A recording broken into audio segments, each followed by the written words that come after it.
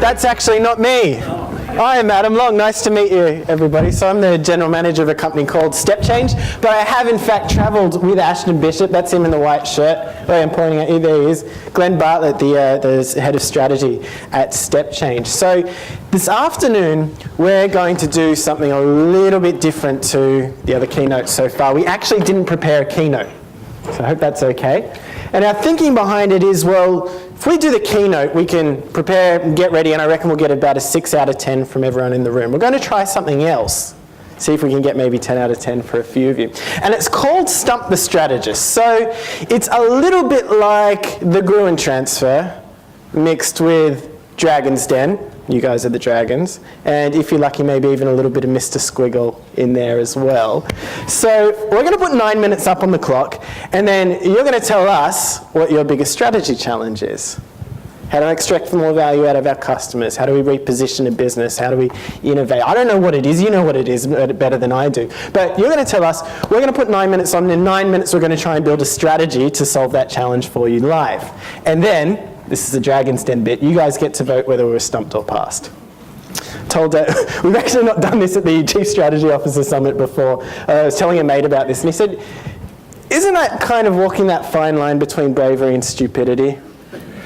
Yeah, I reckon that's about right. We're never quite sure which side we're going to land on. So, good news is, we'll give it a go anyway. Hope it goes well. So we're from a company called Step Change, and we exist to help challenger businesses outsmart their competitors. So rather be working with the number twos in the room rather than the number ones, if you know what I mean. So we do that by sitting at the intersection of strategy and creativity.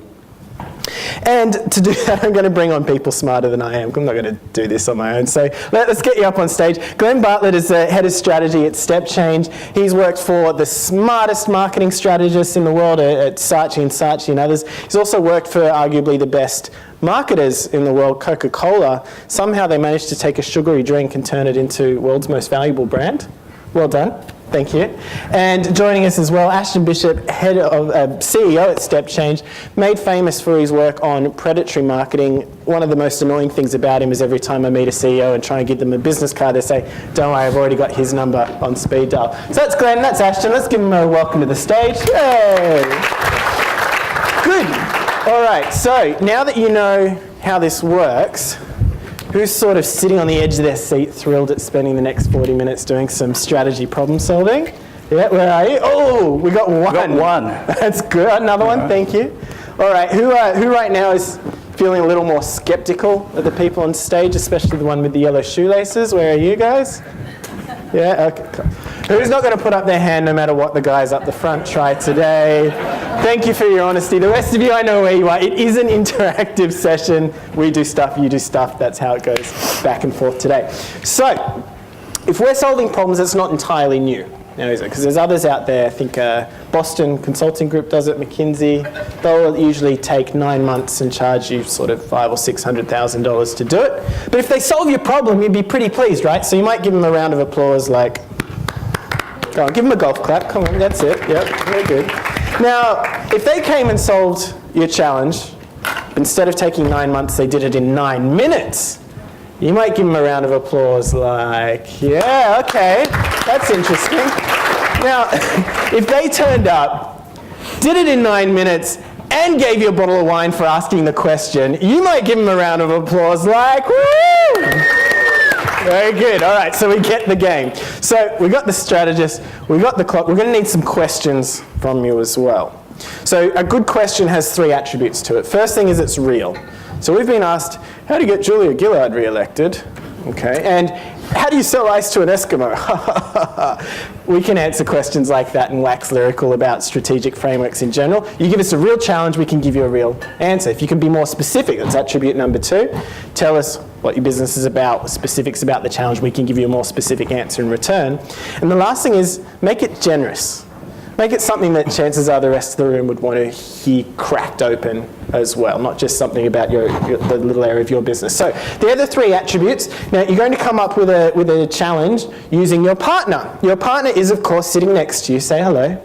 Does anyone need a new partner? Last chance to change. So, first set of instructions. You ready for this? In your partners, I need you to pick a person A and a person B.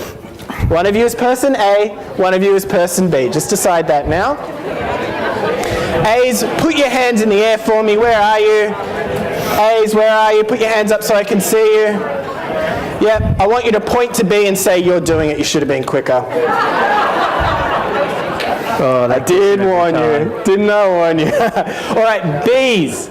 Your job is in 30 seconds to tell your partner what's your biggest strategy challenge at the moment. 30 seconds, I'm counting on the clock. Here we go. 30 seconds, what's your biggest strategy challenge? Tell your partner.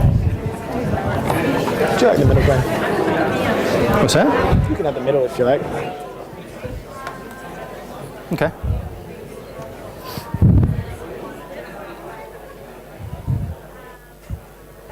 I don't know what note to turn to.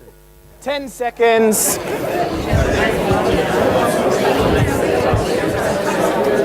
And 3, 2, 1. Give your partner a high five and say, that's a doozy. Woo. All right, now, before we start, before I open it up for questions, I've just got to tell you the one rule. Frankly, I don't know why I bothered, but it'll be different this time, yeah? This time it'll be different. I doubt it. Okay, the one rule is once the 9 minutes starts counting down, once we start on your challenge, you don't get to throw in any hand grenades, okay? Hand grenades are like, yeah, but what you don't know about my business is I tried that 3 years ago and we didn't have the budget. You're right. You're right. We don't know your business. We haven't turned up here, and I'm certainly not dumb enough to stand here and say, yeah, I know your business. Let me tell you about you know your business. We know the strategy. So once we start, no interruptions. Got that? Yep, good, happy, good. All right, who's ready to try and stump the strategist? Who's got a challenge they'd like to take on? Where are you? Okay, we got one up the front. Do we have a roving mic we can use? Thank you. Allow me. Hello, and this is Paul. Hi, Paul. Hi, Adam. How are you going? Good to see. Mate, we're trying to solve type 2 diabetes as a problem in Western Sydney, specifically that population, because there's about just under 1 million people that are either pre-diabetic or diabetic. Yep. And so obviously it's a pretty complex kind of social problem because it's a whole heap of things. It's built environment, lifestyle, exercise, obesity, there's graphic elements of it. So it's, I thought that'd be a good one to give you because it's kind of pretty meaningful at the moment, given the population. Do you want this back? Or No, we're not done yet. We're going to ask you a couple more questions. There you go. Diabetes, solve it. Okay, you got the research program underway. So what we need to get to is to actually diagnose the challenge, right? So what's holding you back in your work in diabetes? Well, we've just started, so that's why I thought it'd be good if you guys could solve it, and then we could just take the credit for it. Awesome. You can send an invoice to the client this afternoon. Happy days. Make sure you split it out with us. All right, you two, do you have any clarifying questions? Anyone, maybe we could solve cancer as well if we chuck that in. Another 9 minutes, maybe we'll do both in 18. Something like that. No, that's ridiculously hard, but we'll take it. Ready to take it on? Let's go. All right. See how we go on. 9 minutes, let's check the clock works. We are off. Thank you, Paul. Thanks, Paul. So tough question, right? So the default setting at the moment for almost anybody is if we just follow the stream that society pushes us in, we'll eat chocolate, we'll get fat, we'll buy the stuff that's on impulse because companies like Coca-Cola are very, very good at pushing it down your throat. We'll be stressed out, we'll have mental illness, and it's all going to end in tears, right? So it starts with changing the default. So how do we model the default young would be where I'd start to think. So can we get into schools would be a start point, and find those heroes, find those people that they look up to and use them to model the default. There's a number of ways of modeling the default, but we have to change the default. So that's the start point for me. The next piece is if you want someone to do something, don't ask them to do it. Tell them that their neighbour is doing it. Tell them that their hero is doing it. Use social proof to do it. So there's been study after study that have shown that. Cialdini did the research on that, the 6 laws of persuasion, and social proof is one of the strongest ones of those. So, in the hotels, for example, if you want somebody to reuse the towels rather than just throw them to get dry cleaned again, don't ask them to do that. You'll get like 50% of people do it. You ask that you let them know that within this hotel, 60% of people are doing it, you'll get a slightly higher response. You go, people in this room have recycled their towels this many times, and the social proof kicks in, and you'll actually get a much higher response. So it's who can we compare them to? How do we model the default, and how do we use social proof? So it's not us telling you, it's someone that they respect, and actually make it competitive. Because that's the thing, it's gamify it, make it competitive. So those would be a couple of start points. Stones? Sure. Geez, I'm a true future optimist and think once we've got artificial intelligence, that's going to solve all of the problems, but it's not going to solve the human factors in the problems. And the human factors are that people are lazy. We're not stupid, but we are incredibly lazy, and we tend not to do the right thing by ourselves or take action. So the way I see this coming together is a couple of stages. So first is the awareness of the factors that actually contribute. It's a multidimensional problem, and of course for the systemic ones we try and rule them out. For the ones that people can actually take a step and make an influence on themselves, well, we've got to look at what's actually stopping the action in the first place. Again, people aren't stupid, but they are usually lazy, and we want to start to shift the standard of what people are actually doing. So really there's three parts to the behavioural element here which we need to pull apart. Triggers. What may actually trigger them to start talking about this, thinking about it, having a conversation. The barriers to action, what are the things they're holding on to? I don't need to see a doctor. It's, I don't really want to wait in the waiting room. I don't want to have anyone look in my mouth or take my temperature or do all of icky blood tests, that sort of thing. And what are the drivers that might actually get them to drive the action that's going to get them some action of prevention through to treatment, through to cure? So one of the things about triggers is triggers come from the marketing world in particular.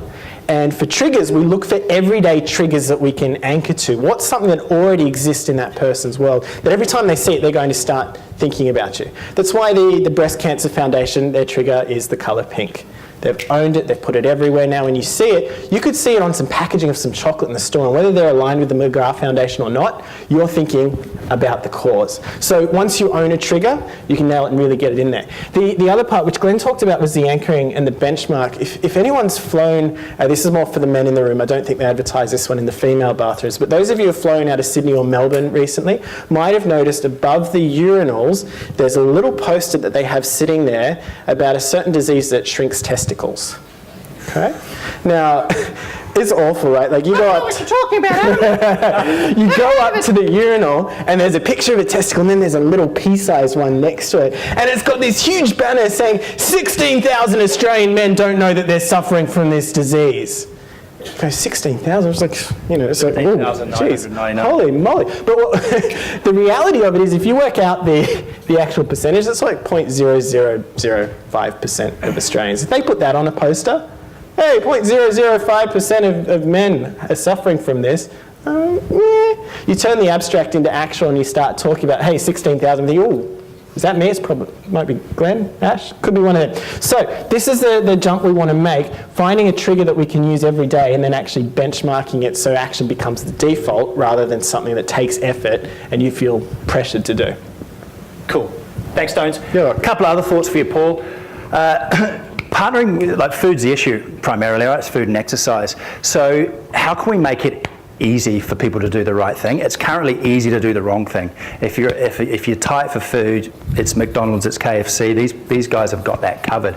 So how could we partner with someone like a Light and Easy and go, there's a whole new market to open up here, and it's actually about diabetes. It's not so much about losing weight, but actually focusing in on diabetes as another market for them. So you ask yourself, who else has got your customers? Who could you partner with? Who else is trying? So there's a great book by a guy called Paul Hawken called Blessed Unrest, and he talks about the massive rise of not-for-profits. I don't know whether you're a not-for-profit or what you are, but not-for-profits trying to do good things in the world and actually end up competing with each other. There's thousands and thousands of them, and they're all kind of competing for the same funding, etc. So who could we pair up with to create that real critical mass and that threshold effect? Like, we've got to punch through, and it's about focus, and if we can get that, we're going to have a much better chance. An idea here, DOT, I call it, do one thing. What's the one thing you could get people to do. Oftentimes these things fall over because it's just too complex. Is it just eat a carrot once a day? Is that the start point? What's the single one ask, and how can we make that as simple as possible? Ash? I want to grab that and run with it, because the biggest mistake that people make is they try and solve type 2 diabetes. And when Adam was talking about people not being stupid but lazy, it's too hard, it's too big, it just won't work. My mentor was a guy called Gavin Larkin. Gavin Larkin died of cancer, but is more famous for Are You OK Day. Are You OK Day was a conversation that Gavin and I had back in 2006, where Gavin's father committed suicide, and I said, Gav, how you doing? And he's going, actually, I'm doing crap. And I'm like, hang on, that's not the answer that people normally give. In that moment, Gavin talked about, he said the black dog's chasing me. I didn't know. I thought, hang on, we're inside, Gav. Like, I didn't even know what a black dog was then. But he came to terms, took on and beat his own depression, but then started Are You OK Day. And with cancer and his son having a brain tumour, made Are You OK Day the phenomenon it is. It started with one thing: a conversation can reduce your risk of suicide by 50%. The challenge here in being strategic is not what to try and do everything, is to pick what we don't do and then focus in on the one small thing that's going to make a difference. The answer that unlocks this challenge is you can't outrun your diet.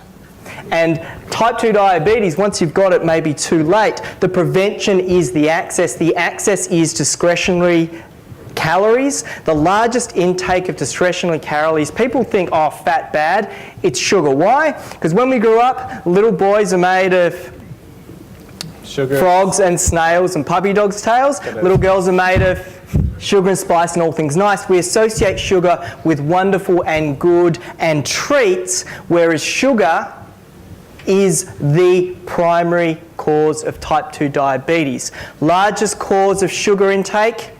Soft drink. Not that Glenn spent the best part of his nail him up. I've stopped, Paul. So here's the access to a successful change. We need to shrink the change. We need to focus on one point, one action. The answer is parents of children not getting them hooked on the habit of soft drink.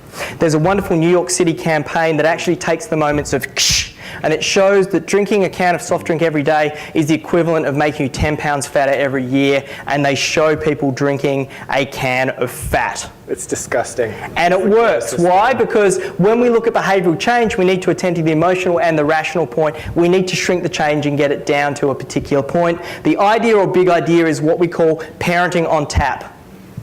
The bumper sticker and social proof becomes, I'm a parent that parents on tap. I don't give soft drinks or cans, I parent on taps. So here we go. We model the default, we find that kids are the issue. We start young, we look for social proof, bumper stickers, consistency. The answer's parenting on tap, and we get alliances across medical, food and family to make sure that's our campaign to take on and beat type 2 diabetes.